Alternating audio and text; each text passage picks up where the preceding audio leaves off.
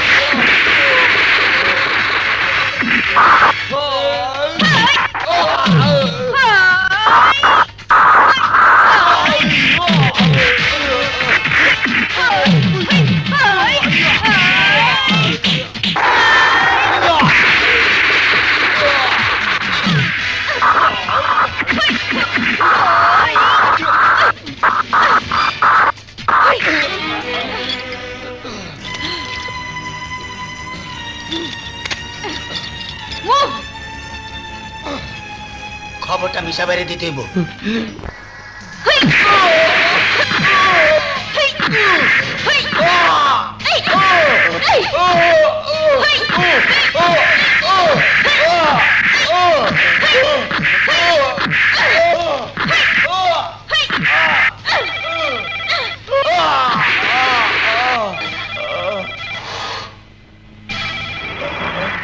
মাসুদ সাহেব, টেলিফোন তুলবেন না, আগে ওকে ধোলাই করতে দিন। মেয়েদের সাথে বদমাইশি? নিশ্চয়ই তোর ভাই কাউকে দিয়ে আমার কাছে টেলিফোন করাচ্ছে। তোর ভাই জানে না আমি কি জিনিস।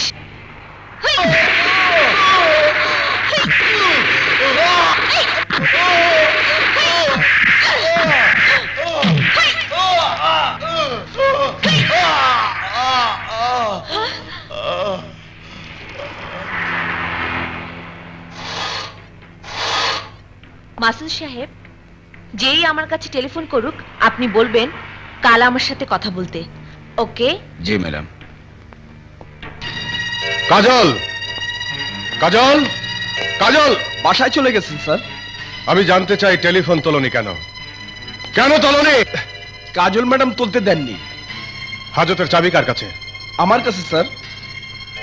আসামি করে কাজল যাকে ধরে এনেছে, হাজতের তালা খুলে তাকে ছেড়ে দাও। কিন্তু কোনো কিন্তু নয়, আমি অর্ডার করছি, তুমি ওকে ছেড়ে দাও। ওকে।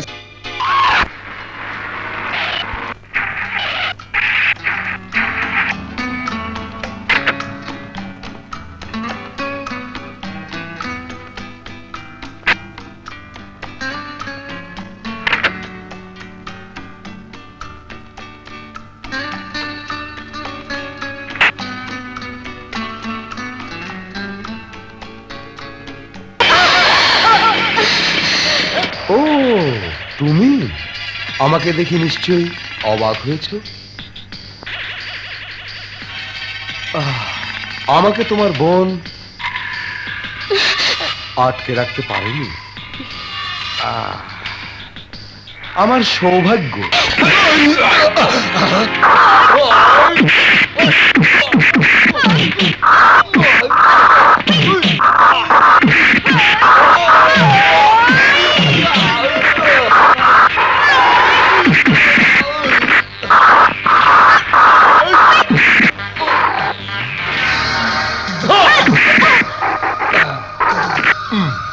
ডাইরেক্ট ফায়ার তুই আমাকে করতে চেয়েছিলি, এবার আমি তোকে গুলি করব।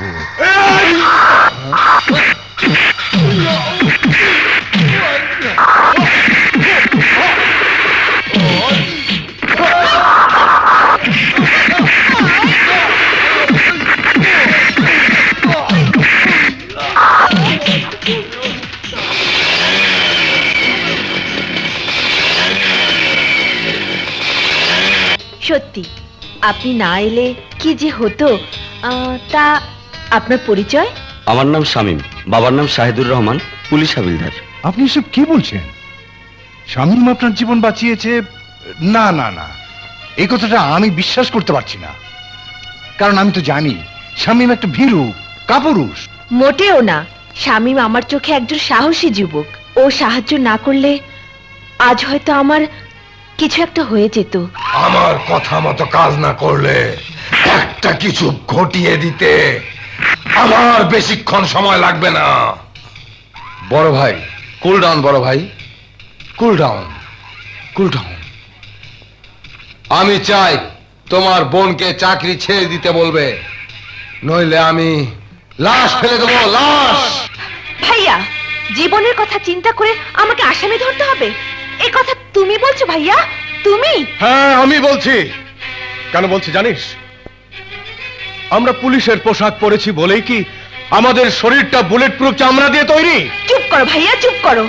নিজের কথা ভাব। তুই কি মনে করেছিস যে মেয়েটাকে কেন্দ্র করে তুই লিটন খন্দকারকে গ্রেপ্তার করেছিলি, ওই মেয়েটা সকালে আদালতে ওই আসামির বিরুদ্ধে সাক্ষী দেবার সাহস পেত? লিটন খন্দকারের ভাই মিশা খন্দকার আজ রাতের মধ্যেই ওর মুখ বন্ধ করে দিত। পারতো না ভাইয়া, পারতো না। কারণ ওই মেয়েটি আর কেউ নয়, তোমারই ছোট বোন সোমা।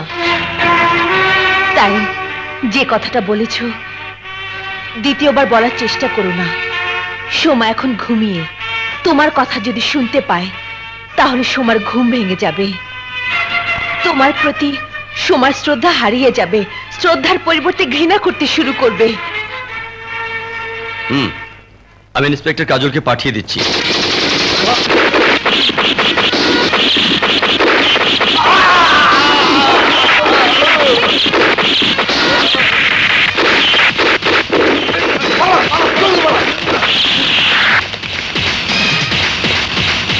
ও শিট!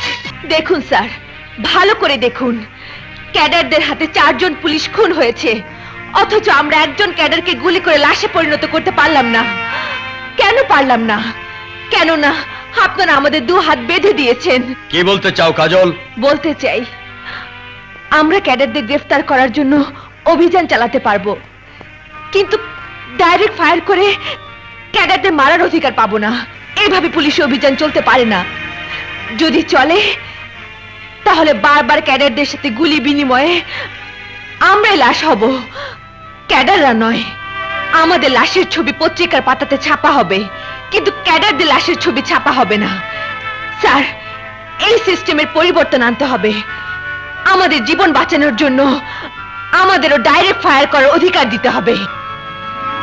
যদি তা না দিতে পারেন তাহলে আমাদের শরীর থেকে পুলিশের পোশাক খুলে নিন, কারণ দেশ থেকে সন্ত্রাস দূর করার জন্য আমরা পুলিশের পোশাক পরেছি, সন্ত্রাসীর গুলিতে লাশ হবার জন্য নয়। আর যদি এর পরও বলেন আপনার কিছু করার নেই, তাহলে আমি বলছি স্যার, আমার সাসপেন্ড হবে, জেল হবে না ফাঁসি হবে, ওই কথা অন্তত আমি ভাববো না স্যার। আমি ক্যাডারদের ডাইরেক্ট ফায়ার করে মারবো। উত্তেজিত হবার কোনো কারণ নেই কাজল। আজই তোমার কথাগুলো নিয়ে সাথে আলাপ করব। আমার বিশ্বাস পুলিশের স্বার্থে, পুলিশের নিরাপত্তার প্রশ্নে অবশ্যই এই অনুমতিটা পাবো।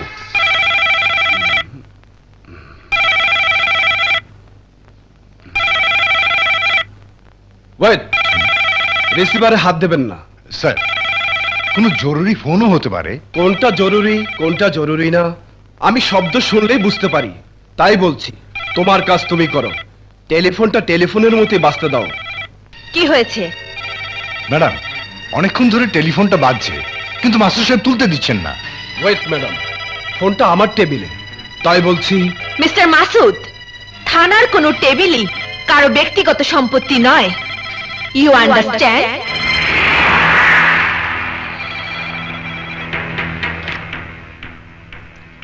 Hello, what? হ্যাঁ বলুন। হ্যাঁ হ্যাঁ, ওকে, আমি এক্ষুনি আসছি। মিস্টার মাসুদ, সন্ত্রাসীদের সাথে কতদিন থেকে লিয়াজো করছেন? কি বলতে চান আপনি? বলতে চাই, টেলিফোনটা কেন বাজছিল আপনি ঠিকই জানতেন। আপনার দুর্ভাগ্য, আপনার ওই সন্ত্রাসীদের মিশনটা সাকসেসফুল হতে দিল না।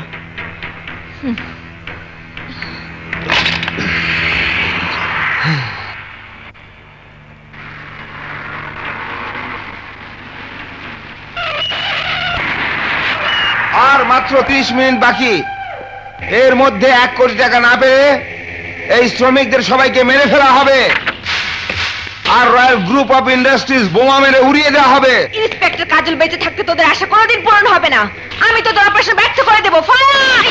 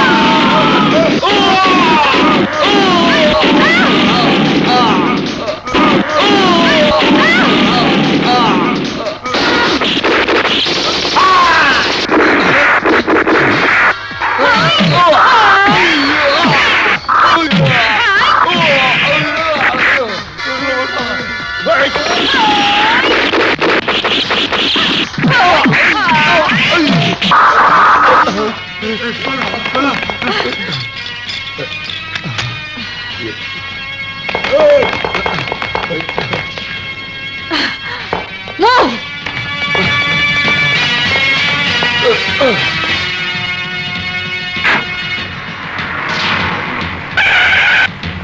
বাস ভাই, আমরা ভোট দিয়েছি আপনি হবেন গডফাদার। বাস, আমাদের কথার বাইরে কারো যদি কোনো কথা থাকে এখানেই বলো। কি তোমরা কি মনে করো তোমাদের কথা মতোই সবকিছু হবে? কেউ কোনো প্রতিবাদ না করলেও আমি প্রতিবাদ করব। আমি এই সিদ্ধান্ত মানি না, মানবো না, কিছুতেই না। এই!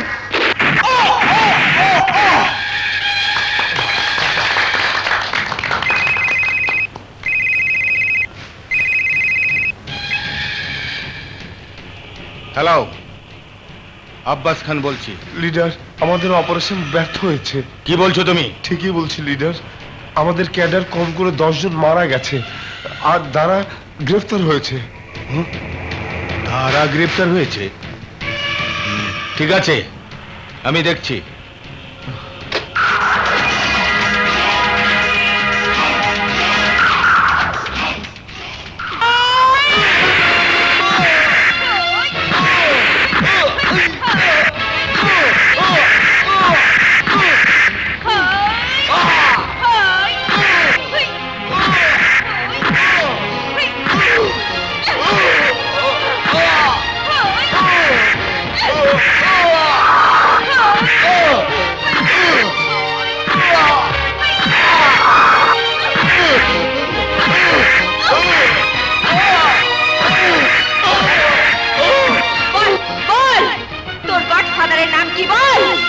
বলছি গডফাদার নাম আব্বাস খান।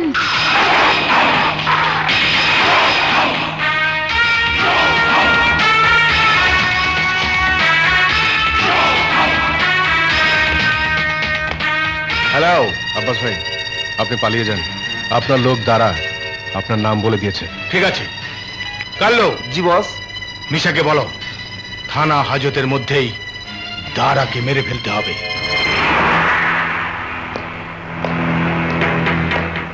স্যার, আসামি কোথায়? 3 নম্বর সেল। সেলটা খুলে দাও, আমি আসামির সাথে কথা বলবো। হাবিলদার সাহেব, এস স্যার। সেলটা খুলে দিন। আসুন স্যার। হাবিলদার সাহেব শুনুন, জি। আপনি সেলটা খুলে এক্ষুনি আসুন, কেস ফাইলটা দেখতে হবে। জি স্যার।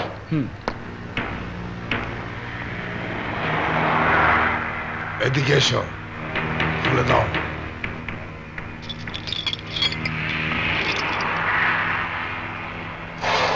তুমি যাও। ঠিক আছে, এটা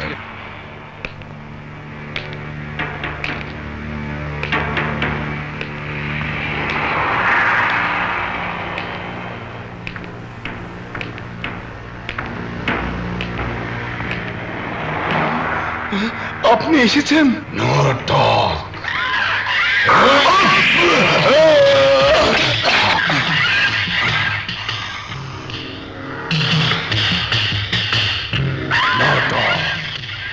টিকিট কনফার্ম হয়েছে তো? আমি এক্ষুনি আসছি। হ্যাঁ,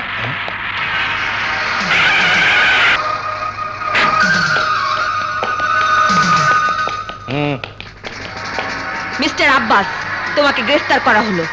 অপরাধ? তুমি অপরাধ জগতের গডফাদার। তোমার কথা মতো তোমার সন্ত্রাসীরা আজ রয়্যাল ইন্ডাস্ট্রিজ শ্রমিকদের জিম্মি করে মৃত্যুর ভয় দেখিয়ে 1 কোটি টাকা দাবি করেছিল। আমি ইন্সপেক্টর কাজল সেই অপারেশন ব্যর্থ করে দিয়েছি। আমার বিরুদ্ধে তোমার সপক্ষে কি প্রমাণ আছে? প্রমাণ? দারা নামের সন্ত্রাসী, যে তোমাকে গডফাদার বলে চিহ্নিত করেছে। তুমি বোকা ইন্সপেক্টর। অবশ্য তোমার মতো একটা মেয়ে মানুষের পক্ষে এর বেশি অভিজ্ঞতা থাকার কথা নয়। তুমি যদি মনেই করে থাকো আমি অপরাধ জগতের গডফাদার, তাহলে আমাকে গ্রেফতার করার আগে আমার সম্বন্ধে তোমার জেনে নেওয়া উচিত ছিল। একটা চুনোপুটির কথা বিশ্বাস করে এত সহজে রাঘব বোয়ালকে ধরা যায় না, আর গ্রেফতার করলেও আটকে রাখা যাবে না। আগে থানাতে চলো, তারপর বুঝিয়ে দেব তোমাকে আটক করে রাখতে পারি কি না। এই নিয়ে চলো।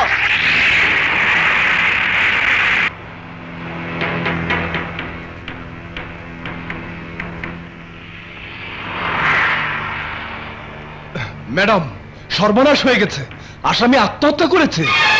আত্মহত্যা করলো কিভাবে বলুন? আমি থানা থেকে বেরিয়ে যাওয়ার পর কেউ এসেছিল? হ্যাঁ, এসপি স্যার এসেছিলেন। তিনি আমাকে হাজতের তালা খুলে দিতে বলেছিলেন, আমি খুলে দিয়েছি। ও শিট!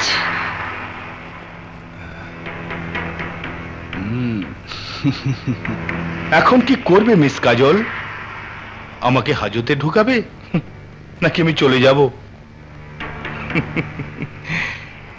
কিছু বলো মিস কাজল।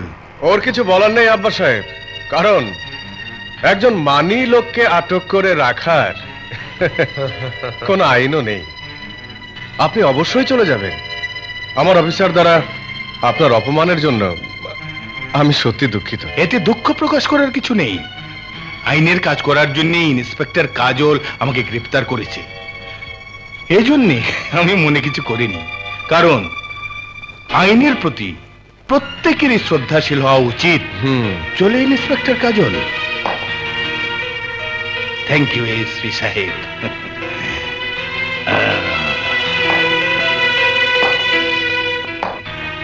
কাজল, তুই আমার ছোট বোন, তাই আবারও তোকে বলছি, আগুন নিয়ে খেলতে যাস নে। তোর হাতটাই আগুনে পুড়ে যাবে। খেলতে যখন নেমেছি, খেলা শেষ করেই আমি ক্ষান্ত হব, তার আগে নয়। শোনো, ইন্সপেক্টর কাজলই প্রথম আমাকে থানা পর্যন্ত নিয়ে গিয়েছিল। তাই আমি ইন্সপেক্টর কাজলের লাশ হাসপাতালের লাশ কাটা ঘরে দেখতে চাই। চাইলে কি সবকিছু করা যায়? যায় না। আমি 20 বছর ধরে চাকরি করছি মা। আপনার মতো অনেক দেশপ্রেমিক অফিসারকে দেখেছি। ওরা অনেক কিছু করতে চেয়েছে, কিন্তু পারেনি। একদিন অপরাধীদের হাতে ওদের মরতে হয়েছে, অথবা চাকরি থেকে সাসপেন্ড হয়ে বিদায় নিতে হয়েছে। হাবিলদার, এই কথাটাই ম্যাডাম বুঝতে চাইছে না। দেখুন মাসুদ সাহেব, আপনার কাছ থেকে উপদেশ নিয়ে আমার কাজ করতে হবে না। না না, উপদেশের কথা বলছি না, কিছু মনে করবেন না ম্যাডাম। যাদের বিরুদ্ধে আপনি লড়াই করতে চান, ওই দলেরই একজন কিন্তু আপনার নিজের ঘরেই আছে।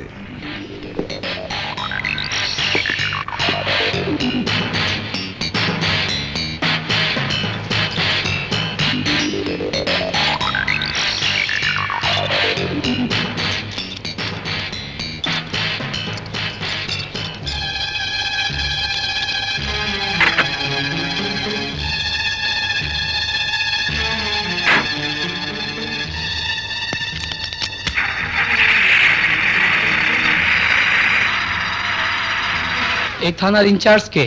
আমি। বলুন কি ব্যাপার? ম্যাডাম, টাউন মার্কেটের সামনে থেকে আমার নতুন মাইক্রো চুরি হয়ে গেছে। গাড়ির নাম্বার সহ ডায়েরি করুন, আপনার গাড়ি উদ্ধার হয়ে যাবে। ওস্তাদ 7 লাখ টাকার গাড়ি মাত্র 50,000 টাকা বেচলেন, বেশি তো হয়ে গেল ওস্তাদ। আরে চোরাই গাড়ির টাকা যা আসে তাই লাভ। जो आपसे आता है वो ही हलाल है। चल ওস্তাদ মনে হয় মস্তান বাহিনী টাকাগুলো খাইয়ে নেবে না তো ওস্তাদ। থাম, কি ব্যাপার? রাস্তা বন্ধ করে হাঁটছিস কেন? মনে হচ্ছে রাস্তাটা তোর বাবার কেনা। তোর হয়তো জানা নেই, আমাদের বাবার নামে কোনো রাস্তা নেই, কিন্তু যখন আমরা যে রাস্তা দিয়ে চলি সেই রাস্তা আমাদের নামে হয়ে যায়। এবার টাকাগুলো দিয়ে দে, তোকে লাইন ক্লিয়ার দিয়ে দেবো। হ্যাঁ, এখানে কোনো ট্রাফিক সিগন্যাল দেখছি না, তাই লাইন ক্লিয়ারের কোনো প্রয়োজন আছে বলে আমি মনে করি না। মনে রাখার ব্যবস্থা করলে মনে রাখবি। এই!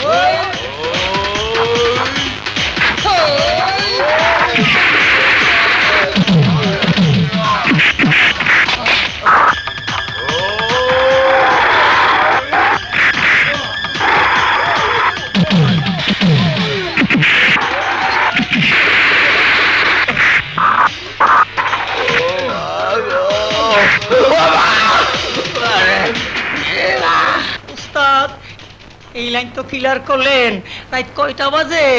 ওইদিকে ঘরের লাইন ক্লিয়ার করুন, লাগবো না ওস্তাদ। তোকে আজ আমি কুপির রক্ত বের করবো। আমার গুলির বাচ্চা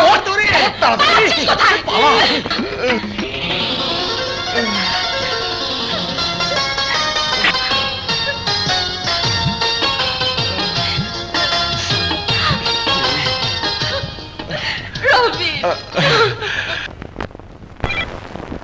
হ্যালো, আপনাকে একটা খবর দেওয়ার জন্য টেলিফোন করেছি। গতকাল এক গাড়ি চোর একখান মাইক্রো চুরি করে ইমানদার গ্যারেজে বিক্রি করে দিয়েছে। ওকে, আমি এক্ষুনি যাচ্ছি। শালা মাস্তান, এইবার বুঝবা গাড়ি চুরির মজা। ওরে বাবা, পুলিশ! উস্তাদ, উস্তাদ, পুলিশ আইছে, পুলিশ পুলিশ আইছে। আইবার দে, নিশ্চয়ই খবর পাইছে এইখানে চোরাই গাড়ি বিক্রি হয়, তাই কিছু খাইবার আইছে। এই গ্যারেজের মালিক কে? এই পাগলা, ম্যাডাম রে বসবার দে, আর একজন রে 1 ডজন কোক নিয়ে আইবার আইতে ক। ম্যাডাম কষ্ট করে আইছে, এই গলাটা শুকায়া গেছে না। গ্যারেজের নাম তো ইমানদার গ্যারেজ। তা বেইমানির ব্যবসা কবে থেকে চলছে? হ্যাঁ ম্যাডাম, আপনি ভুল করতেছেন। আমি যাই কিছু করি মাসে মাসে পুলিশের চান্দা দিয়েই করি। পুলিশকে চাঁদা দিয়ে ব্যবসা করিস বলে ভেবেছিস সব পুলিশ ঘুষখোর? বল, গতকাল যে গাড়িটা কিনেছিস সেই গাড়ি চোরের নাম কি? রবিন, ঠিকানা কি? উত্তরপাড়ার বস্তিতে থাকে। শোনো সবাই, এবার থেকে বস্তির সব ঘরের ভাড়ার টাকা আমি দেব। এরপর যদি আর কাউকে বস্তি থেকে উচ্ছেদ করার জন্য গুন্ডার ভয় দেখাও, তাহলে ভাড়ার টাকার পরিবর্তে তোমার হাত দুটো কেটে তোমার জামার 2 পকেটে ঢুকিয়ে দেব। মনে থাকবে তো? কি যে কও বাবা, মনে আবার থাকবো না। আমি আসি। আবার আমি কি করলাম মা? বাপের কথা শুনেই মা ডাকতে শুরু করেছো? 2 দিন আগেও তো আমাকে দেখলে কুত্তার মতো জিভ বের করে হা করে তাকিয়ে থাকতে। মিছা কথা বাবা, সব মিছা কথা। তুমি বিশ্বাস করো, এই বস্তির হগল মাইয়া আমার নিজের মাইয়ার মতো। ঠিক আছে, বিশ্বাস করলাম। এই সুন্দরী, ওকে ছেড়ে দে। আসি মা জননী। রবিন, তুমি আমাদের কে বাবা? আমি তোমাদের ছেলে, তোমাদেরই আপনজন। আজকাল নিজের ছেলে বাবা মাকে বাদ দেয় না। তুমি এই বস্তিতে আসার পর নিজের মুখের খাবার পর্যন্ত আমাদের মুখে তুলে দাও। আমাদের জন্য তোমার জীবন বাজি রেখে আমাদের দুঃখে আমাদের পাশে এসে দাঁড়াও। তোমার এই ঋণ আমরা কিভাবে শোধ করব, কি দিয়ে শোধ করব? ঋণ শোধ করার কথা বলছো চাচা? তোমরা যেমন ছিন্নমূল মানুষ, আমিও তাই। আমার বলতে তোমরা ছাড়া আর কেউ নেই। ফুটপাতে ফুটপাতে ঘুমিয়ে ঘুমিয়ে বড় হয়েছি আমি। তাই তোমাদের মাঝে আমি আমার বাবা মায়ের ভালোবাসা আর ভাই বোনের আদর খুঁজে নিতে চাই।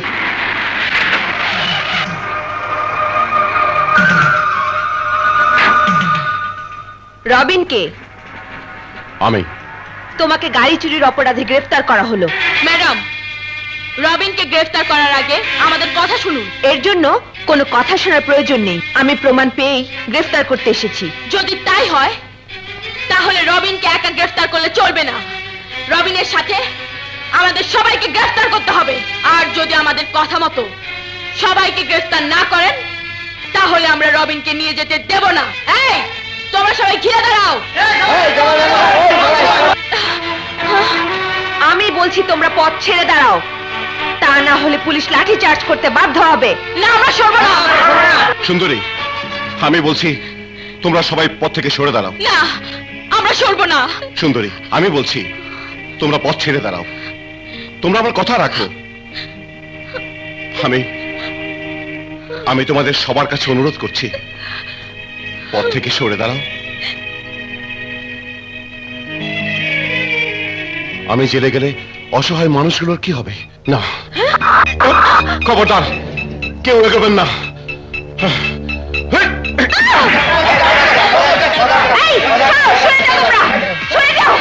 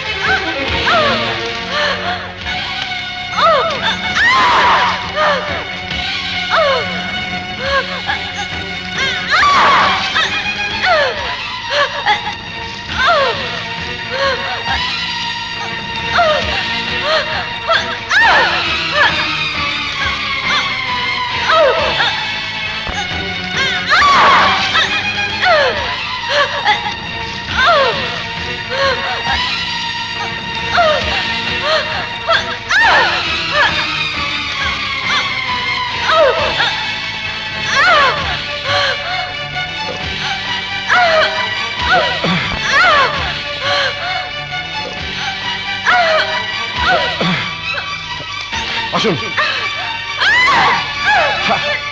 আমার হাত ধরুন। আরে হাত ধরুন, ধরুন। আরে পড়ে যাবেন তো। ধরুন, আসুন, উঠুন।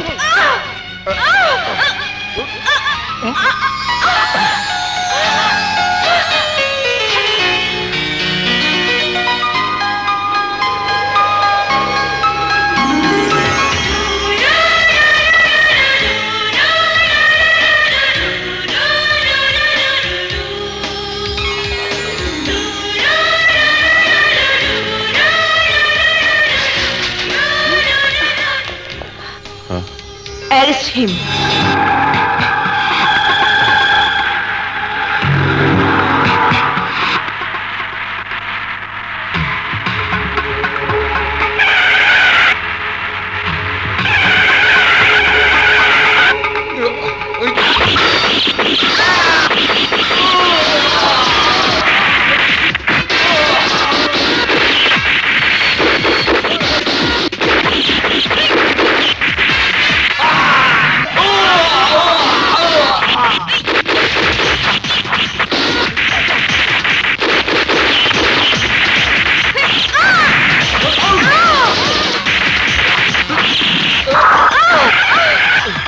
চলো মুভ।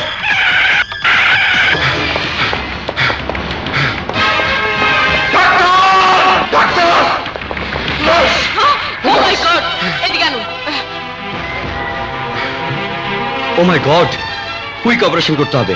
নার্স, ওটিতে নিয়ে যা। হ্যালো, আমি সাব ইন্সপেক্টর মাসুদ বলছি। স্যার, আমি হাবিলদার শাহেদ বলছি। কাজল ম্যাডাম সন্ত্রাসীদের দ্বারা গুলিবিদ্ধ হয়ে মেডিকেল হাসপাতালে আছেন। আপনি দয়া করে খবরটা সহকারী কমিশনার স্যারকে জানিয়ে দিন। ওকে। এই মুহূর্তে ও পজিটিভ রক্তের প্রয়োজন, তা না হলে অপারেশনের সমস্যা হয়ে যেতে পারে। অপারেশনের সমস্যা হবে না ডাক্তার, রক্ত আমি দেব। আপনার কোন গ্রুপ? ও পজিটিভ। আমাকে মাঝে মধ্যে আমার মহল্লার গরিব মানুষদের জন্য রক্ত দিতে হয়, তাই গ্রুপ আমার জানা। আপনি নিঃসন্দেহে আমার রক্ত নিতে পারেন ডাক্তার।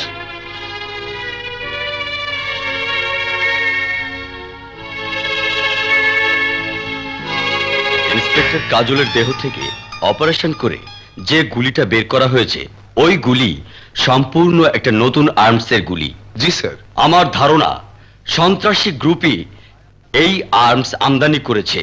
তাই আমি সবার উদ্দেশ্যে বলছি, এই সন্ত্রাসী গ্রুপের সদস্যদের অবশ্যই গ্রেপ্তার করতে হবে। জি স্যার, সে ব্যাপারে আমরা জোর তৎপরতা চালিয়ে যাব। কারণ সন্ত্রাসী গ্রুপের একজন সদস্যকে গ্রেপ্তার করতে পারলেই নতুন ধরনের অস্ত্র আমদানির গডফাদারের ঠিকানাটা আবিষ্কার করা সম্ভব হবে।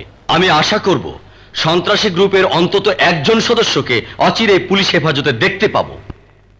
ওল্ড ডার্লিং, তুমি শুধু তোমার নিজের কথাই ভাবো, আমার দিকে নজর দেবার সময় তোমার এতটুকু হয় না।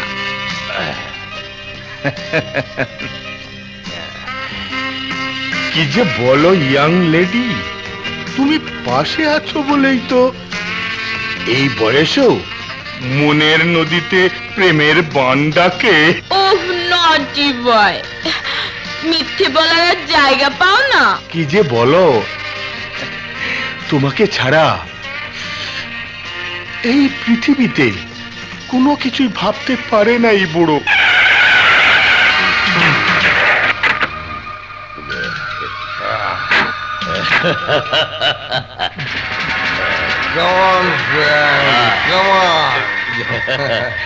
আজ পার্টিটা দারুণ জমেছে। আজকের পার্টিটা খুব বেশ জমেছে, তাই না লিটন সাহেব? আরে এসো এসো সাব ইন্সপেক্টর মাসুদ, বসো। থ্যাংক ইউ আব্বা সাহেব, থ্যাংক ইউ। খবরটা তুমি জানিয়ে উপকারই করেছো সাব ইন্সপেক্টর মাসুদ। আমি যাকে মারতে চেয়েছি সে বেঁচে থাকতে পারে না। ইন্সপেক্টর কাজল গুলিবিদ্ধ হয়ে হাসপাতালে গেছে। আমি ওই ইন্সপেক্টর কাজলকে এবার ওই হাসপাতালে লাশ কাটা ঘরে পাঠিয়ে দেবো। আমি যাব, আমি যাব, আমি আবার যাব ওই শালির বুকে আর্মস ঠেকিয়ে আমি আমি ওর বুকটা ঝাঁঝরা করে দেবো, ঝাঁঝরা করে দেবো। না, তোমাকে আর যেতে হবে না। তুমি প্রথম চান্সে ব্যর্থ হয়েছ, তাই আমি এই দায়িত্বটা নিশাকেই দিতে চাই।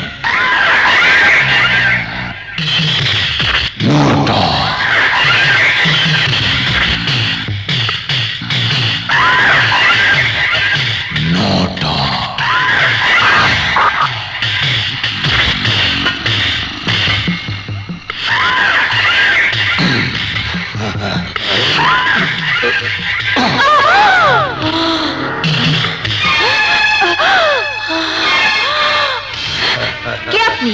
এখানে কি চান?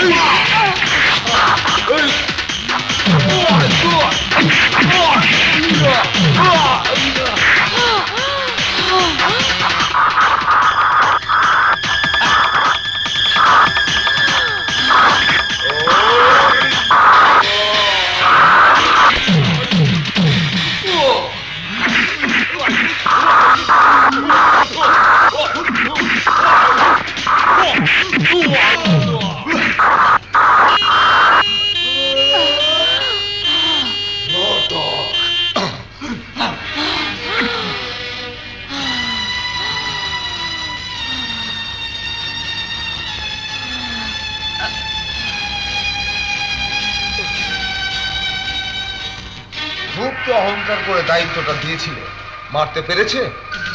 পারেনি। ওই শালীর জান এখন দেখছি কই মাছের জান। তবে আমি তোমাকে এরপরও কথা দিচ্ছি, প্রয়োজনে ওর বুকের কলিজার ভেতর হাতটা ঢুকিয়ে ওর জানটা আমি বের করে আনবই। স্টপ স্টপ, বেশি কথা বলবি না। যা করার আমাকে নতুন করে চিন্তা ভাবনা করে করতে হবে। তোকে শুধু দায়িত্ব দিলাম, ওই ছেলের নাম ঠিকানা খুঁজে বের কর। ঠিক আছে বড় ভাই। এই মানুষগুলোর দিকে চেয়ে দেখুন, তাহলে বুঝতে পারবেন ওরা রবিনকে কত ভালোবাসে। চেয়ে দেখুন উকিল সাহেব, আপনি শুধু বলুন আমার রবিন ছাড়া পাবে? ঠিক আছে, আমি জামিনের ব্যবস্থা করে দিচ্ছি। এই তোমরা শোনো, উকিল সাহেব বলেছেন আমার রবিন ছাড়া পাবে। কিন্তু রবিন নামে কোনো আসামি তো থানায় আসেনি। থানায় আসেনি? হ্যাঁ, তাহলে গেল কোথায়? জ্ঞান না ফেরা পর্যন্ত আপনি এখানেই থাকবেন। আর কোনো মতেই কেউ যেন জানতে না পারে হাসপাতাল বদল করে ক্লিনিকে নিয়ে আসা হয়েছে। ও হ্যাঁ, আপনি মনে করবেন না আমি পালিয়ে যাব। জ্ঞান ফিরে এলেই আমি আত্মসমর্পণ করব। শোনো, হুম? আমার এই চাকরি জীবনে আমি অনেক অপরাধীকে দেখেছি। তোমার মতো অপরাধীকে যে ম্যাডাম অ্যারেস্ট করেছিলেন, তুমি পালিয়ে না গিয়ে তাকেই নতুন জীবন দান করলে।